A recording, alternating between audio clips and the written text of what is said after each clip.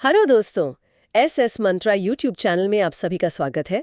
आज हम CTET maths pedagogy पर एक बहुत ही गहरी चर्चा करने वाले हैं। हमारा मकसद है कि गणित शिक्षण शास्त्र मतलब मैथ्स पेडागोजी की हर ज़रूरी अवधारणा को समझें, बिल्कुल शुरू से एकदम बेसिक लेवल से लेकर परीक्षा के स्तर तक। तो चलिए इस सफ़र की शुरुआत करते हैं, गणित की प्रकृति को समझने से। आखिर ये गणित है क्या? तो गणित की प्रकृति के मतलब कुछ मुख्य पहलू हैं। पहला तो है कि तार्किक है, लॉजिकल। ये तो हम सब जानते हैं। हाँ, ये पूरी तरह से एक मानसिक और तार्किक प्रक्रिया है। और दूसरा पहलू है कि ये अमूर्त है, एब्स्ट्रैक्ट। इसका क्या मतलब हुआ? देखिए, इसमें हम मूर्त चीजों से मतलब जिन्हें हम छू सकते हैं उनसे अमूर्त विचारों की ओर जाते हैं। अच्छा, जैसे मान लीजिए 3 उंगलियां, ये मूर्त है। बच्चा इन्हें देखकर 3 का कॉन्सेप्ट समझता है और फिर धीरे धीरे वो 15 जमा 17 जैसे अमूर्त विचार तक पहुंचता है। उसे अब उंगलियों की जरूरत नहीं है। समझ गई। और तीसरा पहलू है पदानुक्रमिक, यानी हायरार्किकल। बिल्कुल। गणित एक सीढ़ी की तरह है। आप अगली सीढ़ी पर तभी चढ़ सकते हैं जब पिछली सीढ़ी का ज्ञान पक्का हो। जैसे भाग सीखने के लिए जोड़ घटाना आना ही चाहिए। एकदम। और चौथा पहलू है निगमनात्मक या डिडक्टिव। मतलब ये नियमों और सिद्धांतों पर आधारित है। हम नियम से उदाहरण की ओर जाते हैं। तो इन सब बातों का सार ये हुआ कि जैसा कहा भी जाता है, गणित केवल गणना नहीं है, ये सोचने का एक तरीका है। बिल्कुल सही, ये सोचने का ही एक तरीका है। तो अब ये समझते हैं कि ये सोचने का तरीका मतलब ये गणितीय चिंतन प्रक्रिया काम कैसे करती है। ये शुरू होती है अभिगृहित से, यानी एक्सियम से। अच्छा। हाँ, ये एक ऐसा सच है जिसे हम बिना किसी सबूत के मान लेते हैं। अच्छा, और इसके बाद? इसके बाद आता है अनुमान, कंजेक्चर। ये एक अंदाजा है जिसे अभी साबित करना बाकी है। और फिर हम उसे तार्किक रूप से साबित करते हैं। हाँ, उसे कहते हैं उपपत्ति या प्रूफ। और जब कोई अनुमान सिद्ध हो जाता है तो वो बन जाता है प्रमेय, यानी कि एक थ्योरम। हाँ, एक थ्योरम। ये तो बहुत दिलचस्प है। चलिए अब ज्यामितीय चिंतन की बात करते हैं। इसके लिए वैन हिले की थ्योरी बहुत मशहूर है। हाँ, और ये थ्योरी कमाल की है। इसमें सीखने के 5 स्तर हैं जो लेवल 0 से शुरू होते हैं। लेवल 0? हाँ, लेवल 0 को कहते हैं चक्षुषीकरण या विजुअलाइजेशन। इस लेवल पर बच्चे आकृतियों को बस उनकी दिखावट के आधार पर पहचानते हैं। मतलब वो कहेंगे कि रोटी गोल है और समोसा त्रिभुज जैसा है। बिल्कुल, वो गुणों की बात नहीं करेंगे, सिर्फ शक्ल की बात करेंगे। फिर आता है लेवल 1, विश्लेषण, एनालिसिस। इस स्तर पर बच्चे गुणों को समझने लगते हैं। वो कहेंगे कि एक आयत में 4 भुजाएं होती हैं, 4 कोने होते हैं। लेकिन वो अभी भी आकृतियों में संबंध नहीं बना पाते। नहीं, वो समझ लेवल 2 पर आती हैं, जिसे कहते हैं अनौपचारिक निगमन। यहाँ वो समझने लगते हैं कि सारे वर्ग आयत होते हैं। अच्छा, यहाँ वो लॉजिक लगाना शुरू कर देते हैं। हाँ, लेकिन अभी औपचारिक रूप से सिद्ध नहीं कर सकते। वो सीखते हैं लेवल 3 पर, यानी फॉर्मल डिडक्शन में, जहाँ वो सूत्र और सिद्धांतों को सिद्ध करना सीखते हैं। और सबसे ऊंचा स्तर है लेवल 4, दृढ़ता या रिगर। ये बहुत ही अमूर्त चिंतन का स्तर है। ये तो हुई ज्यामिति की बात, लेकिन गणित में तो समस्या समाधान भी बहुत जरूरी है। उसके लिए जॉर्ज पुल्पा ने कुछ चरण दिए हैं ना? हाँ, उन्होंने समस्या समाधान के 4 बहुत ही प्रैक्टिकल चरण दिए हैं। पहला क्या है? पहला है समस्या को समझना, अंडरस्टैंड द प्रॉब्लम। पहले ये तो जाने कि पूछा क्या गया है, दिया क्या गया है। ज्यादातर गलतियां यही होती हैं। बिल्कुल। हम सवाल पूरा पढ़ते ही नहीं। बिल्कुल। दूसरा कदम है योजना बनाना, प्लान। मतलब एक रणनीति बनाना कि इसे हल कैसे करेंगे। और फिर तीसरा चरण होगा उस योजना को लागू करना, एग्जीक्यूट। हाँ, उस पर काम करना। और चौथा, जो हम अक्सर भूल जाते हैं, वो है पुनः जांच करना, लुक बैक। अपने उत्तर को जांचना कि वो सही भी है या नहीं। बिल्कुल। अब जैसे समस्या समाधान के चरण हैं, वैसे ही ज़ोल्टन डीन्स ने गणित सीखने के 4 सिद्धांत दिए हैं। अच्छा, वो क्या है?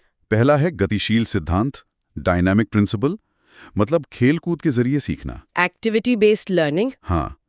दूसरा है बोधात्मक परिवर्तन, परसेप्चुअल वेरिएबिलिटी। इसका मतलब है कि एक ही कॉन्सेप्ट को सिखाने के लिए आप अलग अलग तरह की सामग्री का इस्तेमाल करें। ठीक है। तीसरा है गणितीय परिवर्तन, यानी मैथमेटिकल वेरिएबिलिटी। इसमें गणित पर चर्चा करना, उसे अलग अलग तरीकों से हल करने की कोशिश करना शामिल है। और चौथा? चौथा है रचनात्मकता, कंस्ट्रक्टिविटी। मतलब बच्चों को ज्ञान का निर्माण खुद करने देना, उन्हें जवाब देना नहीं, जवाब खोजने में मदद करना। ये सारे सिद्धांत इसी एक बात पर जोर दे रहे हैं कि बच्चा खुद करके सीखे। हाँ, और इसी से जुड़ा है गणित सिखाने का सही क्रम, जो पामेला लीबे की ELPS थ्योरी बताती है। ELPS, ये क्या है? ए है एक्सपीरियंस, मतलब ठोस वस्तुओं के साथ अनुभव। जैसे सेब के टुकड़े करके भिन्न सिखाना। बिल्कुल। फिर आता है L, यानी लैंग्वेज। अब उस अनुभव पर कहानी बनाना, चर्चा करना। अच्छा। फिर P है पिक्चर्स, पिक्चर्स। अब उसका चित्र बनाना। और सबसे आखिर में आता है S, यानी सिंबल्स। अब आप प्रतीक यानी प्लस, माइनस या 1/4 जैसे चिन्हों का इस्तेमाल करेंगे। ज्यादातर क्लासरूम तो सीधे S से शुरू होते हैं। और इसीलिए बच्चों को गणित मुश्किल लगता है। तो इन सिद्धांतों को लागू करने के लिए कुछ खास टीचिंग लर्निंग मटेरियल्स, मतलब TLMs भी होते होंगे? हाँ बिल्कुल, जैसे कि गिनतारा यानी एबेकस। एबेकस तो गिनती, स्थानीय मान और जोड़ घटाव के लिए बहुत अच्छा है। और ये दृष्टिबाधित बच्चों के लिए तो सबसे उत्तम है। और जियो बोर्ड? जियो बोर्ड 2D आकृतियां सिखाने के लिए होता है, जैसे आयत, वर्ग, त्रिभुज। लेकिन इस पर वृत्त या 3D आकृतियां नहीं बन सकती हैं ना? नहीं, वो नहीं बन सकती। उसके लिए दूसरे उपकरण हैं। टैनग्राम का भी बहुत नाम सुना है। वो चीनी पहेली। हाँ, 7 टुकड़ों वाली पहेली। वो स्थानिक समझ, मतलब स्पेशल अंडरस्टैंडिंग को विकसित करने के लिए जादू की तरह काम करती है। और डीन्स ब्लॉक्स? बीन्स ब्लॉक्स स्थानीय मान यानी प्लेस वैल्यू सिखाने के लिए बेहतरीन है। दशमलव और चारों बुनियादी गणितीय संक्रियाएं भी इससे सिखाई जा सकती हैं। और डॉट पेपर या ग्राफ पेपर? वो ज्यामितीय आकृतियां, सममिति और दशमलव के जोड़ घटाव सिखाने के लिए बहुत उपयोगी है। ये तो बहुत सारे उपकरण हैं। अब कुछ और जरूरी कॉन्सेप्ट्स को भी देख लेते हैं, जैसे कि पैटर्न। पैटर्न को तो बीजगणित की रीढ़ की हड्डी कहा जाता है। इससे तार्किक चिंतन बढ़ता है। जैसे 2, 4, 6 के बाद क्या आएगा? 8 आएगा। ये बच्चे का दिमाग खुद सोचता है। एक और शब्द है सबटाइजेशन, सबरिटाइजिंग। ये क्या होता है? इसका मतलब है बिना गिने संख्या बताना। जैसे पासे पर 5 डॉट्स देखकर हम गिनते नहीं, तुरंत बोल देते हैं 5। एकदम सही, यही सबटाइजेशन है। इसके साथ ही गणित के कुछ गुणधर्म भी बहुत महत्वपूर्ण हैं। हाँ, जैसे समृद्ध गुणधर्म, क्लोजर प्रॉपर्टी। मतलब 2 प्राकृत संख्याओं का जोड़ हमेशा एक प्राकृत संख्या ही होगा। हाँ, 2 + 3 = 5। फिर है क्रम विनिमय यानी कम्यूटेटिव, कि क्रम बदलने पर उत्तर नहीं बदलता। A + B = B + A के। फिर साहचर्य एसोसिएटिव, समूह बदलने पर भी उत्तर नहीं बदलता। और एक है वितरण यानी डिस्ट्रीब्यूटिव प्रॉपर्टी, गुणा का जोड़ पर वितरण। A × B + C = AB + AC। ये सब गणित की नींव हैं। अब आते हैं एक बहुत ही जरूरी मुद्दे पर, कक्षा में होने वाली गलतियां। बच्चे अक्सर गलतियां करते हैं। जैसे एक बहुत आम गलती है 567 को 5067 लिख देना। हाँ, और ये सीखने की प्रक्रिया का एक बहुत ही अभिन्न अंग है। इस खास गलती का कारण क्या है? इसका सीधा कारण है स्थानीय मान यानी प्लेस वैल्यू की समझ में कमी। तो इसका उपचार क्या हो? इसके लिए डीन्स ब्लॉक्स का इस्तेमाल करें। बच्चे को डांटने की बजाय उसे ब्लॉक्स से संख्या बनाने को कहें। वो अपनी गलती खुद सुधारेगा। एक और सुझाव दिया जाता है कि हासिल या कैरी ओवर सिखाने से पहले पुनर्समूहीकरण, मतलब रीग्रुपिंग सिखाना चाहिए। ये बहुत जरूरी है, ताकि बच्चा समझे कि वो हासिल आया कहाँ से। और इन त्रुटियों को समझने के लिए आकलन बहुत जरूरी है। असेसमेंट। हाँ, और आकलन 2 तरह का होता है। एक रचनात्मक, फॉर्मेटिव, जो पढ़ाई के दौरान होता है।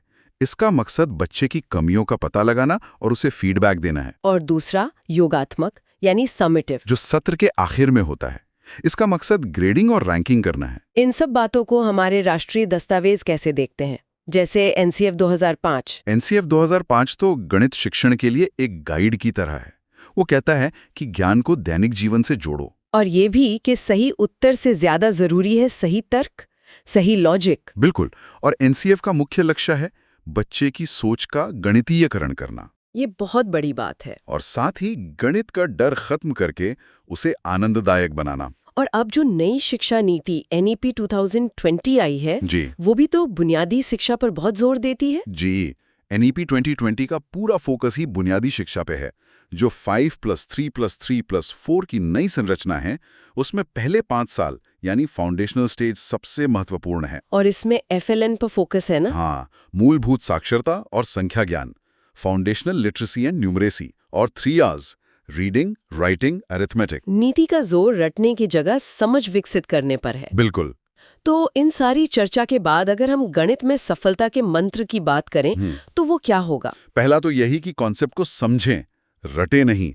No rote learning. दूसरा, गलतियों को सीखने का एक अवसर माने। तीसरा, गणित को अपने दैनिक जीवन से जोड़कर देखें। और चौथा, हमेशा तर्क का, लॉजिक का इस्तेमाल करें। और हमेशा याद रखें, जैसा NCF 2005 कहता है कि हर बच्चा गणित सीख सकता है।